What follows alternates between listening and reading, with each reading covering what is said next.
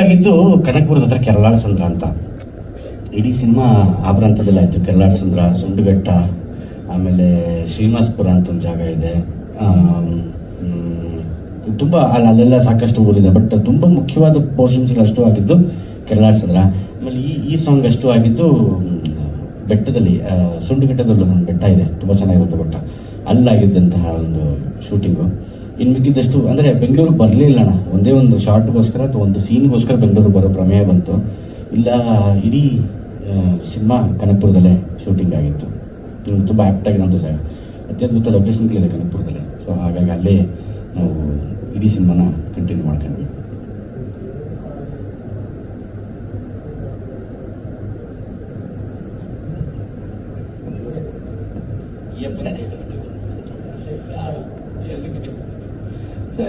Sir, ಮೊದಲನೇದಾಗಿ ಸಮಸ್ತ ಏನಂತಾರೆ ಕನ್ನಡದ ಮನಸ್ಸುಗಳಾದಂತಹ ಮಾಧ್ಯಮ ಮಿತ್ರರಿಗೆ ಎಲ್ರಿಗೂ ಅನಂತ ಧನ್ಯವಾದಗಳನ್ನು ಅರ್ಪಿಸೋದಕ್ಕೆ ಖುಷಿ ಪಡ್ತೀನಿ. ಯಾಕಂತಂದ್ರೆ ಎಲ್ಲರ ಕಾಲ ಈತೆ ಕಾಲ ಚಿತ್ರದ ಬಹುದಿನಗಳ ನಂತರ ನಮಗೋಸ್ಕರ ಸಮಯ ಮಾಡ್ಕೊಂಡು ಬಂದಿದ್ದಕ್ಕೆ ಧನ್ಯವಾದಗಳು.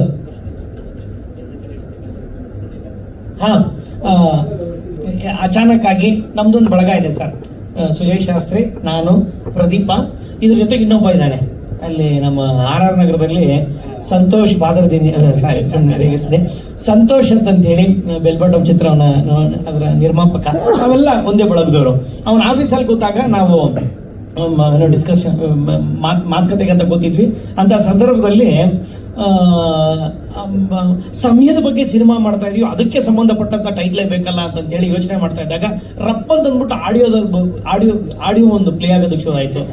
ಎಲ್ಲರ ಕಾಲಲ್ಲಿ ಐತೆ ಕಾಲ ಅಂತಂತೇಳಿ ಇಮ್ಮಿಡಿಯೇಟ್ ಏನ್ ಅನ್ಸ್ಬಿಡ್ತು ಅಂತಂದ್ರೆ, ಹೌದಲ್ವಾ, ನಮ್ಮ ಸಿನಿಮಾ ಕಾಲದ ಮೇಲೆ ನಿಂತಿರ್ತಕ್ಕಂಥದ್ದು ವಿಚಾರ, ಯಾಕೆ ಎಲ್ಲರ ಕಾಲಲ್ಲಿ ಐತೆ ಕಾಲ ಅಂತಂತ ಹೆಸರು ಇಡಬಾರ್ದು ಅಂತೇಳಿ ತಕ್ಷಣಕ್ಕೆ ಇಮಿಡಿಯೇಟ್ ಸಾರ್ಗೆ ಫೋನ್ ಮಾಡಿದಾಗ ತುಂಬಾ ಚೆನ್ನಾಗಿದೆ ಟೈಟ್ಲು. ಈ ಇಮ್ಮಿಡಿಯೇಟು ಅದೇನೋ ಗೊತ್ತಿಲ್ಲ, ನಮ್ಮ ಆ ಕಾಲ ನಮಗ್ ಕೂಡ ಬಂತು, ಆ ಹೆಸರು ಸಿಗ್ತಕ್ಕಂಥದ್ದು. ಇದೇ ಸಿನಿಮಾ ಸರ್ ಅತಿ ಹೆಚ್ಚು ಈ ಸಿನಿಮಾ ನನ್ನ ಕಾಲೇ ಎಳೆದಿರೋದು. ಯಾಕೆಂದ್ರೆ ಬಿಡುಗಡೆ ಆಗುತ್ತೆ ಅನ್ಕೊಂಡು 2 ಸತಿ ಡೇಟ್ ಹಾಕಿದ್ವಿ.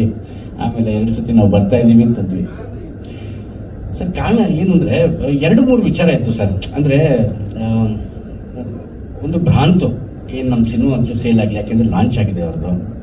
ಸರ್ ಒಂದು ಸಿನಿಮಾ ಮಾಡಿದರೆ ಅವ್ರದ್ದು ಹೆಂಗಾರು ಮಾಡಿ ಸಿನಿಮಾ ಸೇಲ್ ಮಾಡ್ಬೋಣ, ಒಂದು ರೈಟ್ಸ್ ಏನಾರು ಆಗುತ್ತೆ, ಅದಕ್ಕೋಸ್ಕರ ಒದ್ದಾಡೋಣ, ಏನಾರು ಮಾಡೋಣ ಅಂತ ಸಿಕ್ಕಾಪಟ್ಟೆ ಟ್ರೈ ಮಾಡೋದು ಸರ್. ಅದು ಆಗಲಿಲ್ಲ ಅಂತ ಅನ್ನೋಣ, ಅದರಲ್ಲಿ ನಾವು ಸೋತ್ವಿ ಅಂತ ನಾವು ಘೋಷಣೆ ಮಾಡೋದಕ್ಕಿಂತ ಹೆಚ್ಚಾಗಿ ಅದು ಆಗಲಿಲ್ಲ ಅಂತ ನಾವು ಅನ್ಕೊಳ್ಳೋಣ.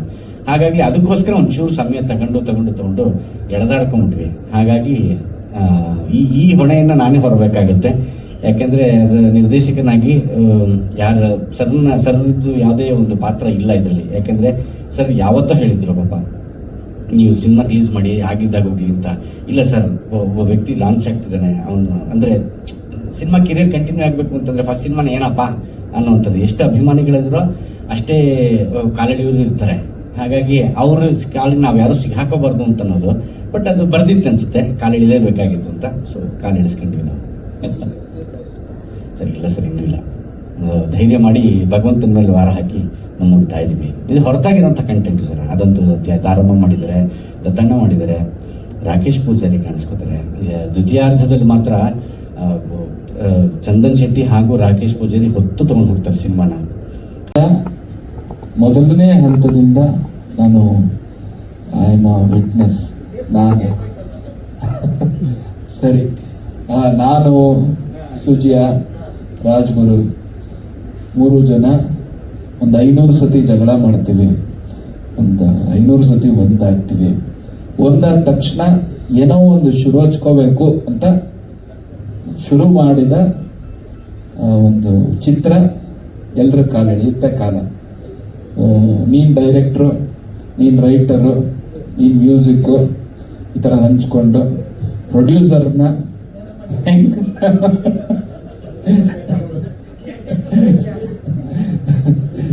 ನಿಜವಾಗ್ಲೂ ಒಪ್ಕೊಂಡ್ರು. ನಮ್ಮ ಅಷ್ಟು ತರಲೆಗಳಿಗೆ ಅವರು ಪ್ರೋತ್ಸಾಹಿಸಿದ್ರು. ಒಂದು ಅದ್ಭುತವಾಗಿರೋ ಚಿತ್ರ ಮೂಡಿ ಬಂದಿದೆ.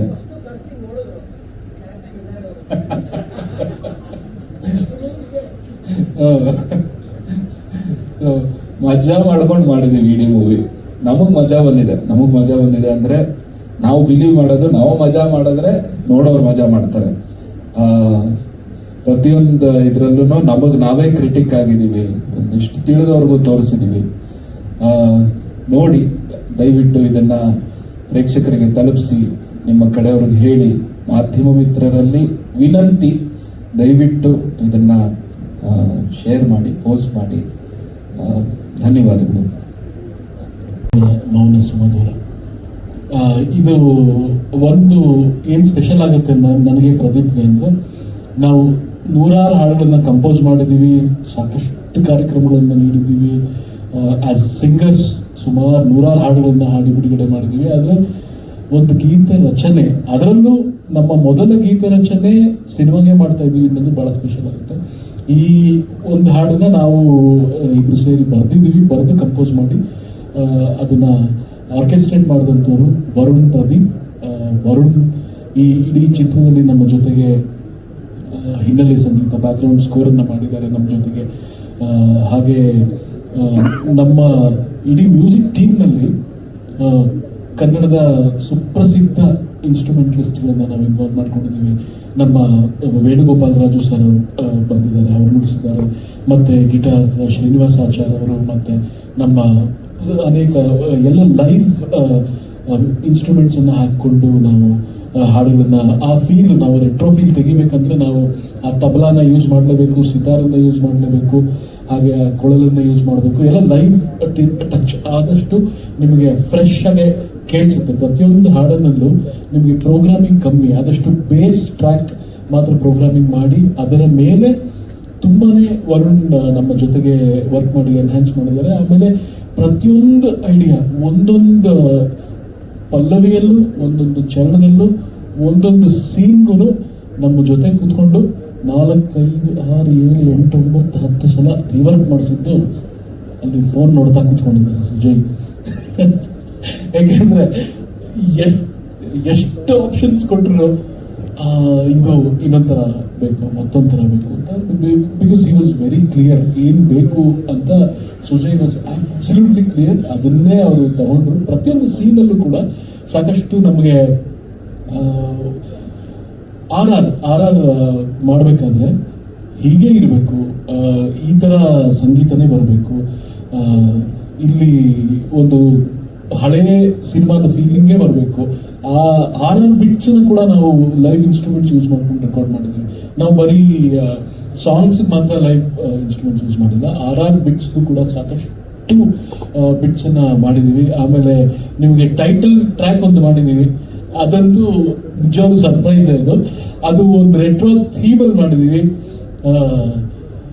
ತುಂಬಾನೇ ಓಪನಿಂಗ್ ಅಂತೂ ತುಂಬಾನೇ ಚೆನ್ನಾಗಿ ಅದು ಕಾಣಿಸುತ್ತೆ ನಿಮಗೆ. ಅದು ಓಪನಿಂಗಲ್ಲೇ ನಿಮ್ಗೆ ಗೊತ್ತಾಗ್ಬಿಡುತ್ತೆ ಅದು ಇದು 1980s 90s ಅಲ್ಲಿ ಬರೋ ಥರ ಸಿನಿಮಾ ಥರನೇ ಓಪನ್ ಆಗುತ್ತೆ ಅದು.